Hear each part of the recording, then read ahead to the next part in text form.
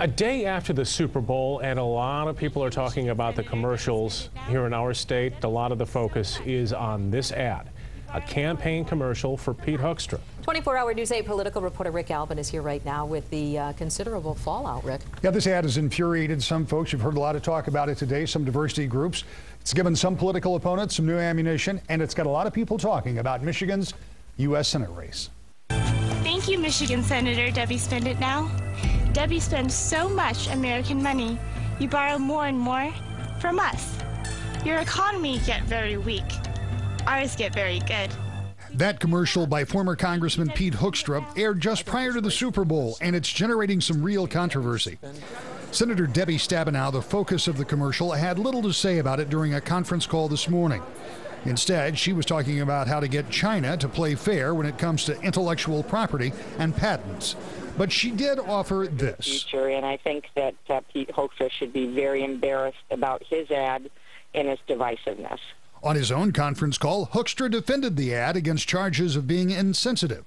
The ad is only insensitive to Debbie Stabenow and her spending. GVSU professor Erica King says that when an ad creates an unexpected buzz, the original message can get lost. And what gets discussed then is what is in the content of the ad that has nothing really to do with the message. But beyond possibly obscuring the intended message, what about the charge of being insensitive? And I can easily see how people can call it very insensitive. Steve Robbins was born in Vietnam and now works on diversity and inclusion issues. He says he sees the issue through the eyes of an academic, but knows that such portrayals of any group of people resonates differently depending on life experience.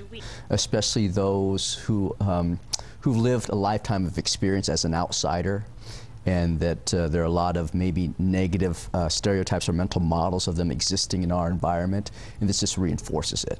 For others, Robbins says, it may just be part of another political campaign. Robbins also points out that the ad, no matter what the intent or impact, is garnering a lot more talk and far more exposure than your everyday television commercial. And to be sure, this is only the first of dozens of ads that campaigns will be fighting over from now right through November. Brian?